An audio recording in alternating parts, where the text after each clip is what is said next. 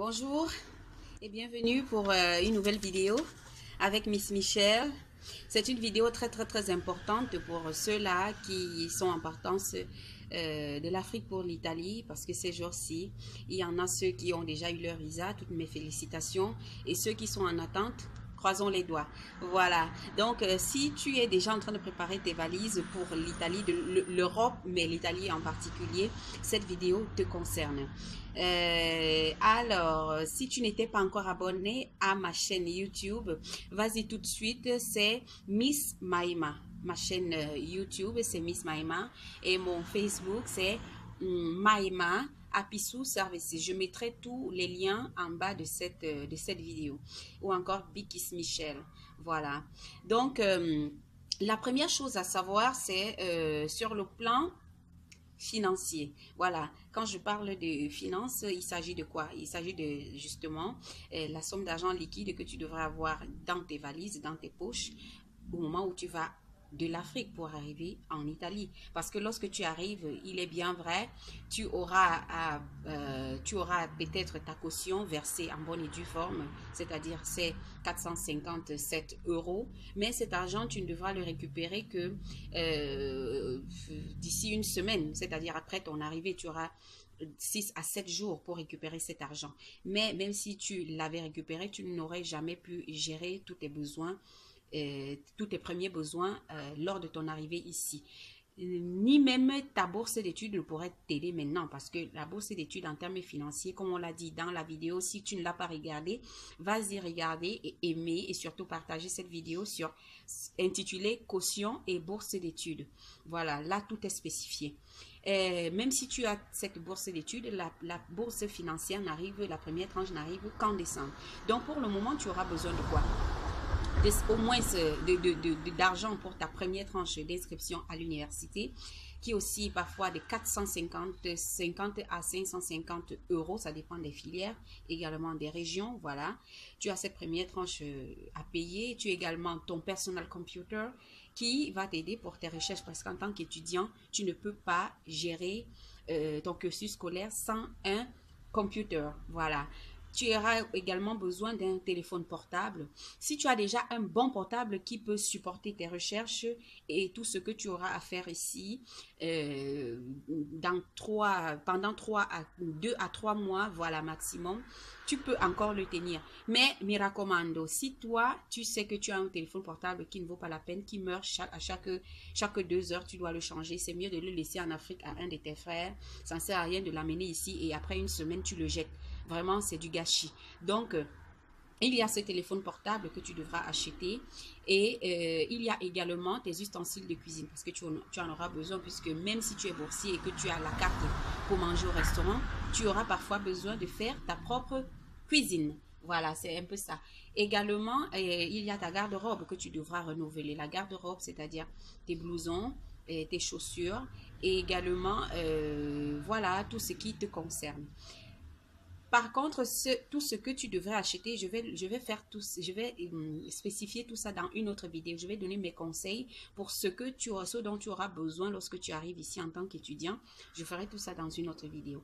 Alors, ça, c'était le cas des finances. En deux, nous avons l'habillement. L'habillement, comment est-ce que tu te mets lorsque tu pars de l'Afrique? Jeans, t-shirt, tennis pour les gars. Tennis également pour les filles, parce que la tennis, prenez une très belle paire de tennis. Là, au moins, ça vous aidera au courant de l'année ici. Prenez-vous de très belles paires de tennis de marque mi raccomando. Prenez les tennis de marque, parce que au pays, ça coûte moins cher. En Afrique, ça coûte moins cher. Comme ça, au moins, lorsque vous serez ici, vous n'aurez pas besoin de jeter après 3-4 mois. Là, vous aurez au moins 1 à 2 ans avec cette paire de tennis. Mon conseil, le conseil que je donne souvent par-dessus tout à tous les étudiants, c'est de s'acheter un jogging. Habillez-vous en jogging, parce que le jogging vous aidera lorsque vous arrivez ici. Vous aurez parfois besoin de faire du sport. Si c'est la période de froid, vous aurez peut-être besoin de faire du sport, ou alors de faire des petites sorties, peut-être aller au supermarché, vous habiller léger, simplement, lorsque vous n'avez pas besoin de vous enfiler un jean qui serre et tout. Vous mettez votre jogging. Donc pour moi, c'est un habillement très stratégique. tu t'achètes un jogging, tu mets un t-shirt à l'intérieur, tu attaches ton pull jogging là. Et là, tu es sûr que voilà, tu habilles relax. Ton voyage va se passer dans de très bonnes conditions. Tu n'auras pas, tu ne vas pas te sentir pesé ni pesant, voilà, tu ne vas pas te sentir pesant, mais tu auras également un vêtement qui te sera utile plus tard. Ça, c'était tout pour l'habillement à ce niveau. Et le troisième point, c'est ce dont tu auras besoin dans ton sac. Qu'est-ce que tu dois mettre dans ton sac? Voilà. Ne portez pas toutes ces nourritures qu'on voit souvent.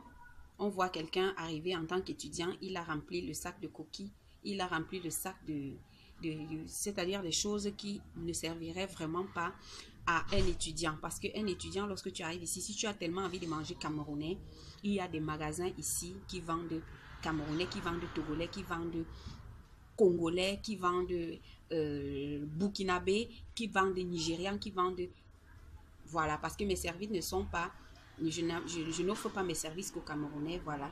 Il y a un peu de pays qui sont concernés par ce que je suis en train de dire. Donc, toi qui viens, ne remplis pas ton sac de ces choses inutiles. Prends des choses qui pourront vraiment t'aider. Moi, je dis, en tant qu'étudiant, tu peux avoir besoin de quoi? Il y a des arachides grillés salés, parce que tu auras besoin de ça dans ta chambre pour des moments où tu peux rentrer de l'université. Peut-être tu es fatigué, tu ne veux pas cuisiner tout de suite. Tu as des arachides grillés salés. Tu as besoin également du tapioca. Voilà, pour toi-même, hein, tu as besoin du tapioca. C'est pas que le tapioca, là, on dit souvent que quoi? Le tapioca, c'est pas la nourriture des pauvres. La nourriture des pauvres, c'est le tapioca qu'on laisse gonfler, voilà. C'est quand tu laisses gonfler, là, que tu prouves que tu es pauvre. Mais quand tu n'es pas pauvre, là, tu n'as pas besoin de laisser ton tapioca gonfler. Et parfois, même l'envie de manger le tapioca te vient. Voilà, c'est un peu ça. Donc, il y a le tapioca, il y a également les bâtons de manioc. Mais n'en prenez pas en quantité exorbitante parce que vous n'aurez pas d'espace. Ce n'est pas dans la maison de la tante où tu arrives de l'oncle que tu vas aller remplir le congélateur de nourriture qu'après tu vas porter pour aller en résidence. Et en résidence, tu n'auras même pas d'espace et tu seras obligé de jeter. Parce qu'en résidence, vous avez quelques centimes d'espace dans le congélateur. Donc, vous n'avez pas tout cet espace pour garder les tas de nourriture que vous apportez souvent ici déjà en plus cuite. Donc, vous avez besoin également ne prenez pas le cube. Le cube, ça ne sert à rien. Vous aurez de bons cubes ici. Des cubes bio. Donc, laissez le cube, laissez le sel, laissez, parce que j'ai vu des gens apporter des choses vraiment, laissez tout ça. Prenez, par exemple, les épices. Voilà, vous pouvez prendre, demander à vos parents de vous faire épices poulet. Et là, ça cuisine tout. Vous avez besoin de cuisiner poulet, poisson. Vous mettez, c'est pareil. Voilà, ici, le goût même de l'Afrique, parfois, tu le perds. Mais lorsque c'est un condiment bien fait, tu n'as pas besoin de spécifier, ça c'est poisson, ça c'est poulet. Moi, de toutes les façons, c'est ce que moi je conseille pour un étudiant. Avec ton état d'étudiant, tu n'as pas besoin de faire les choses trop exagérées. Voilà. Il y a ça. Il y a également le poisson. Voilà. Il y a le poisson sec, le mbunga, pas le poisson fumé. N'apportez plus le poisson fumé. Je vous en prie. Si tu apportes le poisson fumé, donne-le à une tata ou à un tonton qui a le chez lui, un responsable. Poisson fumé, ça ne va pas te servir. Ça ne va pas te servir déjà l'espace pour garder. Et parfois, le plus souvent, lorsqu'on arrive, c'est déjà gâté. Et même si ce n'est pas gâté, si tu penses que c'est pour toi, même ça ne sert. Désolée, j'ai eu un problème avec mon téléphone, donc j'ai dû couper la vidéo. Alors, disons que il faut savoir de quoi remplir son sac lorsque tu vas de l'Afrique. Voilà, et si tu as par exemple également le coq, voilà, les feuilles, tout ce qui est légumes séchés, c'est utile. Voilà, tu peux avoir le coq, tu peux avoir les légumes secs, tu peux avoir le ndolé, tu peux avoir les arachides de ndolé. Voilà, parce que ce sont des choses qui peuvent quand même durer jusqu'à 6 mois. Voilà, et aussi pourquoi, moi je dis souvent en tant qu'étudiant, préparer africain ici, camerounais, vraiment c'est se donner trop de la peine parce que déjà tu n'as pas beaucoup de temps pour étudier et ensuite tu dois te jeter à la cuisine pour faire des mets africains vraiment, et puis ça coûte aussi puisque tu auras bien sûr les ingrédients de base, mais tu auras besoin d'en rajouter, et ce que tu vas en rajouter comme les huiles rouges, les ceci, ça coûte extrêmement cher. Par contre, il y a un autre produit très important que moi je conseille souvent, c'est les arachides grillés et écrasés. Très important. Mettez ça dans votre sac, une grosse bouteille. Vous pouvez même vous faire ça sur 3 kilos. C'est super bien parce qu'au courant de l'année, vous aurez sûrement besoin de faire au moins la sauce d'arachide. C'est super bien. Voilà. Et ce qu'il ne faut surtout pas mettre dans la valise. Ne mettez pas dans la valise les draps.